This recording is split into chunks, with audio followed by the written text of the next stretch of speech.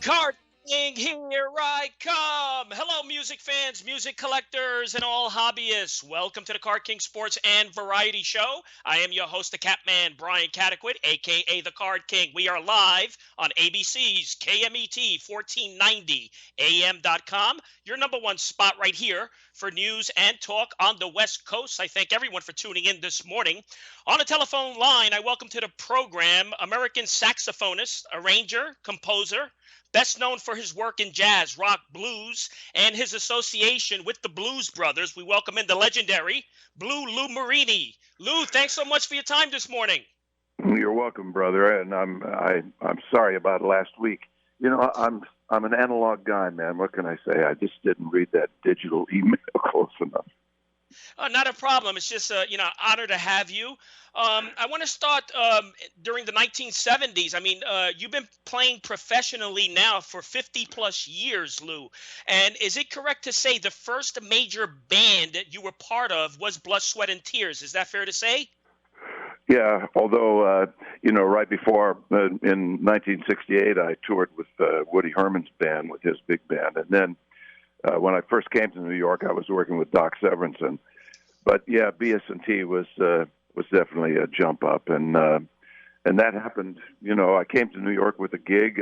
When I left Texas, I had been playing with Doc, and he hired me for his traveling band. And so when I decided to move to New York, I already had a gig in New York, and then Lou Tabachin, the great tenor saxophone player with Doc, told me that he had just gotten married and he was subletting his apartment. So before I even left Texas, I had a gig and a pad. So New York was definitely the right place for me to go. Man, so Lou, looking back, 1972, BST, one of the biggest bands in America. I mean, they just came off their Grammy-winning album in 1970, beating out Abbey Road album by the Beatles. I mean, you spent a year and a half with them, I believe. I mean, that must have meant something big to you, joining that caliber of a group. Oh, yeah, and it was a great band. I left. I had said that I would stay at least 2 years.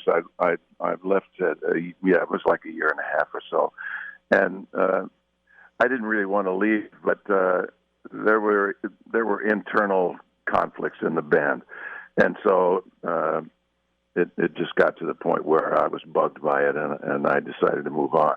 But Soloff, and for years I had a sort of a little bit of a sour taste in my mouth about BS&T, and although I was very proud of the records we did. But Lou Soloff came by my pad a few years ago, and he had a DVD, and he said, "You have to see this." And it was some live performances. One of them was on the Dick Clark's Rockin' New Year's Eve show. And man, we sounded so great. It made me really proud. The band was just burning. I had written a horn chart, a difficult horn chart on a tune called "I Can't Move No Mountains," and there we were playing it live, and we tossed off those horn parts like it was nothing. So yeah, it made me proud. BS&T was a great band. So you lasted with BST 72 to 74, I believe. Then 75, you get a call. Is this what happened? You get a call from Saturday Night Live, and you joined the live band. Is that what happened? Well, they had open auditions. I wasn't actually the first saxophone player. I think it was Buddy Tate that was hired at first, and I think that there must have been some kind of personal problems or something. So they auditioned saxophone players, and I don't know, for some reason when I went into audition, I just felt like it was going to be my gig, and it turned out to be. And that stretch of time with the Saturday Night Live band, that was a great band. A couple of great bands, the initial one, and then when it changed after Howard Shore left, that the second band was also just a tremendous band. So that period of time was great, man. we didn't realize at first how heavy the show was, and then you just realized that every Saturday, America was just thing in, and because it was live, it had that extra spark, that you had to be really on it. So, yeah, SNL, that was a great gig. So were you at that very first show with George Carlin? Were you at that very first program? No, I joined I think it was the third show. Okay, cool. So 75 to 83 with SNL, with the SNL band. So I mean, your career's taking off. I mean, Blood, Sweat, and Tears. Now SNL. I mean, you're on national television. I mean, there must have been a lot of jealousy in the industry, Lou. I don't know about that. I mean, my friends in Dallas were happy for me. I know that they were cracking up. They said, "Marini, go." But I look back on it, and a friend of mine told me one time a few years ago. He said, "Lou, you sort of you got sort of like a Forrest Gump thing happening. I just happened to be in the right place at the right time. And so those years, those sad." The thing is also, though, that basically I was working in the studios in New York and freelancing and playing with all kinds of different bands. During that era with the Saturday Night Live band, I was playing with Dr. John all the time. Whenever he would come to New York, we used to play at the Lodestar Roadhouse. I had a band, an R&B band called the Nuff Brothers. We were performing a lot. I had a band with Larry Willis from Blood, Sweat, and Tears, and Lou Soloff, and Buddy Williams from Saturday Night Live, and Tom Barney from Saturday Night Live. We were called Band Together. We were playing at McKell's in 7th Avenue South. So at the same time that we were doing the Saturday Night Live show, we were recording every day, jingles and records and movie soundtracks and all kinds of stuff. So we were in practice. We were all engaged in all kinds of stuff. The whole cadre of studio musicians in New York, which I'm proud to be part of. That era was fantastic. Yeah, and then with SNL, I mean, behind the lead vocals of John Belushi and the harmonica playing of Akroyd, you had Blue Lou on sax. And how did that collaboration work out? And of course, you have that momentous role in the Blues Brothers playing alongside Aretha Franklin. Give us your experience of how that collaboration took place, and how was it, playing in the Blues Brothers? Well, the whole Blues Brothers thing was just it was like a rocket ship. Belushi and Akroyd had sat in. We used to play a warm up for the audience. We would the SNL band. We would always play 2 or 3 tunes for the audience before the show, and Danny and John had this idea for the Blues Brothers, and so they did a tune with us in the warm up, and they were trying to pitch the idea to Lorne for them to do this musical number. And he didn't think it was funny, and he didn't think it was anything special, and so he turned them down a couple times in a row. And then on one of the shows, they came up short with material. Lorne passed on one of the skits, and he told them, he said, "Look, we're short 4 minutes, and if you guys want to do your silly song, you can do it." So we did it, and of course that was before the internet and cell phones and computers, and Monday morning apparently the phones on at NBC were just ringing off the hook. People just responded to it so heavy all over the United States. So then they decided to do a more polished version. I don't think it was the next week. It was probably a couple weeks after, and that also got a tremendous response. And then then the season ended, and we were on summer break, and the next thing you know, we get a phone call. We're going to go out and do 10 nights opening act for Steve Martin. That's when Steve was at the height of his stand-up comedy fame, and had already been on Saturday Night a bunch of times.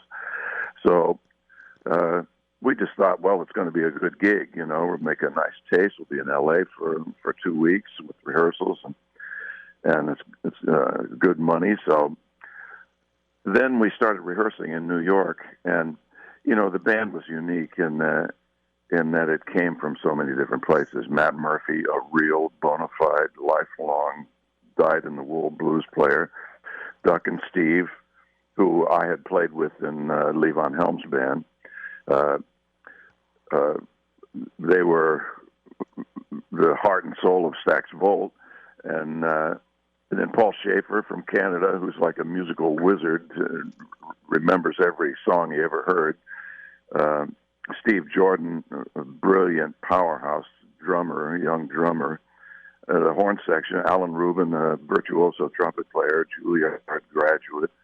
Tom Malone and I, school musicians, played between us with Zappa, with Blood, Sweat, and Tears, with all kinds of bands, I mean, it was a unique combination, that band. And once it started, once we started rehearsals, we quickly realized that there was something special about it, And then at the rehearsals, too, in New York, because Danny and John were so popular at that time, it was showbiz central. The celebrities were coming in and listening to the rehearsals, and you see the reaction of people. I think Mick Jagger was there one night, and so we knew we had something going. And then when we went to L.A. and we started playing, every night we were getting standing ovations from the audience. And I remember about the third night, I looked in the front row, and Jack Nicholson looked up at me, and he lifted up his sunglasses, and he went, "Wow," like that. Well, you're the man, Lou. You're the man, Blue Lou. And that name was christened to you by Dan Akroyd. Is that fair to say? No. No? No, Danny told us that we all had to have a blues moniker, and that he would be happy to give us one. Although we could come up with our own choices. So, my dad, I'm Lou Jr., my dad was a musician, and a wonderful musician, teacher, and a jazz fan. And we had a recording of a tune called Blue Lou. I think it was from maybe like Fletcher Henson, I forget who did the tune first.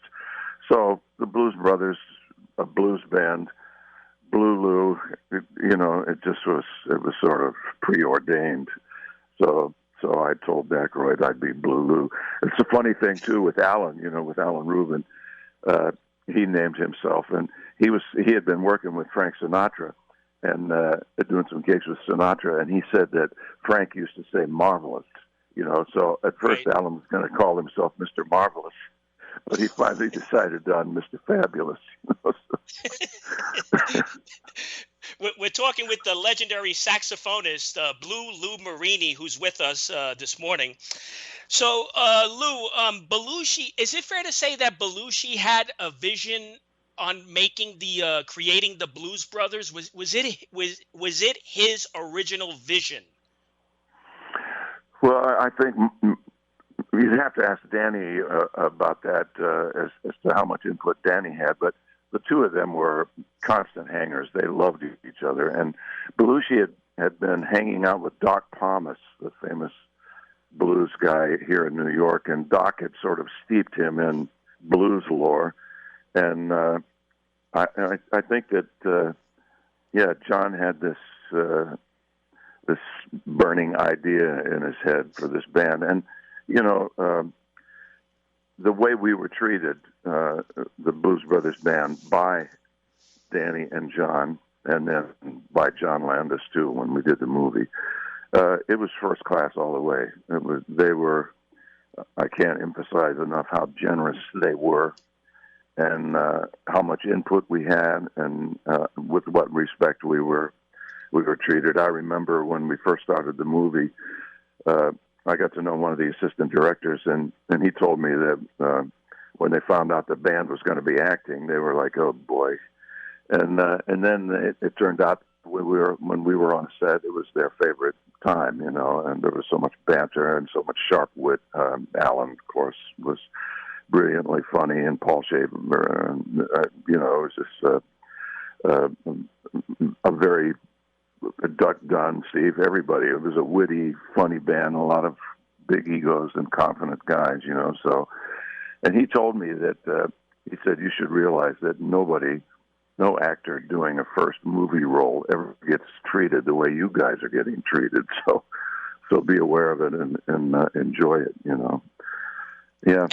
And you were part of both movies, is that correct? Yeah. So, I did an interview the other day with an English network, and I was very pleased to hear the English guy say how much he liked the soundtrack of the second movie, because the second movie sort of got panned, you know. Well, the first movie got panned too, man. We got horrible reviews on the first movie, and then I think when the movie was released, there was like torrential rain in Los Angeles. So in the two biggest markets, New York and Los Angeles, there were weather events that really dampened the attendance of the premieres of the movies, you know. And then then we got like these horrible reviews and even worse reviews on the second movie. One guy accused the second movie of being anti-Semitic, which was just totally baffling to me. But yeah, and then, you know, over time, the movies are classic, you know, and have gotten so many awards. I remember a few years ago, the Pope or the Catholic Church named it one of the 100 best movies, and that's with all the cursing in it, you know. So, yeah, there's something about it. I remember being in Greece on vacation on the island of Skiathos, probably in, you know, maybe a couple of years or 3 years after the movie had been released. It must have been in the mid-'80s, and I was walking along a street in a little town, and a little Greek kid was playing with his toy cars on the street, and he looked up at me and he said, "Blue Lou." Really? So you know you're famous when a little kid in Greece knows you. You know? Well, that's the thing. I mean, you're on a blockbuster film, so that's what I mean. You know, a lot of egos involved in the music business. I mean, that's what I'm saying. I mean, is your competition? Do you have rivalries? See, I don't know how the music business is. I know in my industry of sports, there's a lot of competition. Is it the same with sax players? No, you know, in our scene, we still all of us consider ourselves first as players, and so we're with our peers, you know, and there might be. I suppose there could be envy sometimes. The fucking Marini, he just got another good gig, you know. But never. I don't think jealousy or. I mean, we're all happy for one another when another saxophone player gets a good gig, you know. It's like, oh, great! I'm so happy you got that, you know. So I've never really felt that from my peers. So I have about 5 minutes left. I want to get a couple more in, Lou. Frank Zappa. Now, you were part of that Zappa in New York album. How was it recording with Zappa? Because I had guests that have been on this program, and they say that Zappa was very tough. I mean, you had to be a great singer, a great player. That's what he expected from you. Well, you know, we had Zappa's horn section at some point were all colleagues of mine, either guys I had gone to school with, like Bruce Fowler or Sal Marquez, or so different. You know, he had a lot of different guys come through his band. But my colleague with James Taylor, Walt Fowler, the great trumpet player, was a part of Frank's band, and he's told me a lot about how Frank rehearsed. But Frank was on Saturday Night Live a couple times, and so he knew the quality of our horn section, you know, and that band was the Brecker brothers and me and Tom Malone and Ronnie Cuber. That's a great horn section. So we already had experience with Frank and had sort of gotten friendly with Frank. You know, I played at the Beacon Theater with Frank, a different gig, and the Live in New York's record, I think we recorded 3 nights, and we played some really difficult music. And one night we were playing the Black Page, and during rehearsals, Frank had asked me to play the Black Page on soprano saxophone instead of alto saxophone. So I said, but Frank, I don't know that I can transpose this thing. I mean, it's a transcription of a Terry Bozzio drum solo that Frank wrote notes to. So it's super complicated and super difficult. And he says, no, don't transpose it. Just play it the same. Well, that meant that I was like a fifth away. It's like the guy in church who doesn't realize he's singing the wrong note. You know, that's what it felt like. I hated it. But Frank liked it and told me to do it. So I'm the only guy playing a different note. Everybody else is unison. I'm in this parallel world, you know. So the second night of the gig, I thought he'll never know the difference, and I didn't switch. I played it on soprano, and every tune was a direct segue. And suddenly Frank is stopping the band, you know, after the Black Page. He says, stop, stop, stop, you know, and everybody is looking around, and Frank turns to the audience and he says, ladies and gentlemen, because, and then he turns to me and he points his finger at me. He says, because Lou Marini didn't switch to alto saxophone, we're going to play the Black Page for you again. You know? Oh, really? And I remember Randy Brecker was like, you know, he was so bugged at me. And he made us, we played it again. We played it a second time. But I have the utmost respect for Frank. He was a brilliant musician himself. He demanded the most from his players, and he believed in his music, and he was fantastic, man. He was fantastic. Yeah, I mean, you're credited in that album playing alto sax and flute, which I didn't know you played flute, which is interesting. I play all the woodwinds. I started off on clarinet, you know, with James Taylor. Now I play bass flute, alto flute, penny whistle, clarinet, soprano, alto, tenor, and Barry saxophones. That's what I bring with me on the gig, plus penny whistle, too. Amazing. A few minutes left. I want to get this in. If you go to blueloumarini.com and you look on the right side of the website, we see your latest work, your current creation, The Last Shade of Blue Before Black. Tell us about that, Lou. That was a labor of love. You know, we had been wanting to record the contemporary Blues Brothers band. You know, we've been playing together now. We had that hiatus, but then we started back in 1988, and we've been playing pretty steadily since then. We played thousands of gigs all over the world, not much in the United States, but Europe and Japan and Africa a little bit, Middle East.